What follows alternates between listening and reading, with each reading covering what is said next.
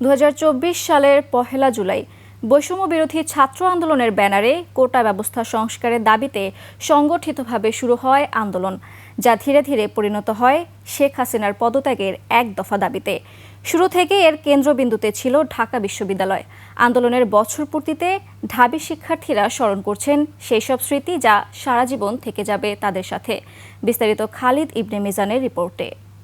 Shea butter ও vitamin E সমৃদ্ধ lily হালাল beauty soap, তারুণ্যময় উজ্জ্বল ত্বকের জন্য।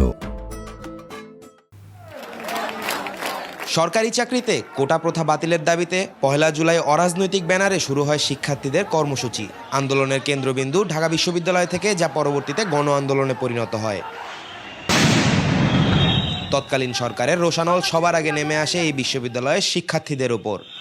আমরা আমাদের কর্মসূচি যথাভাবে আমরা সুন্দরভাবে চালিয়ে যাচ্ছি, কিন্তু হঠাৎ করে আমাদের উপরে হামলা শুরু করে ছাত্রলীগের ছেলেরা। আমি আমার নিজের তরফ থেকে বড় বড় পোস্টার পেপারের মধ্যে বড় বড় প্রতিবাদী যে শব্দগুলো, আমি সেগুলো লিখে লিখে সবাইকে বিতরণ করেছি। বিভিন্ন পারিপার্শ্বিক অবস্থার কারণে যারা ছাত্রলীগ করতো, ওরা এক পর্যায়ে সেই ছাত্রলীগের সাথে বিরোধিতা শুরু করলো এবং ছাত্রলীগের থেকে এক ধরনের বিভিন্ন পোস্ট পদবি থেকে পদত্যাগ করে।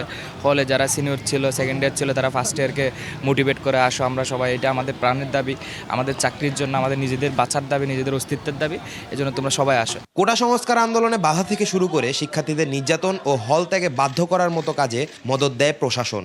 14 তারিখে যখন যে মানে হাসিনা বলল যে যে রাজাকার, মানে মুক্তিযোদ্ধার নাতিপুতিরা মেধাবী না, রাজাকারের বাচ্চারা মেধাবী, তখন কিন্তু মানে হল থেকে কিন্তু স্বতঃস্ফূর্তভাবে বের হয়। আমরা যখন সূর্য সেনের ক্যাফেটেরিয়া পার হই, ওই মুহূর্তে কিন্তু ছাত্রলীগ আমাদের উপর হামলা করে।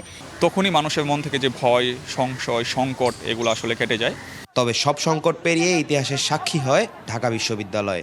প্রশাসন কারো যে নির্দেশনা বহনকারী কোনো একটা মানে অর্গানোগ্রাম হয়ে না থাকুক। বিশ্ববিদ্যালয়ে যেন ফ্যাসিস্ট আবার জায়গা করে না নেয়, সেই আশা শিক্ষার্থীদের।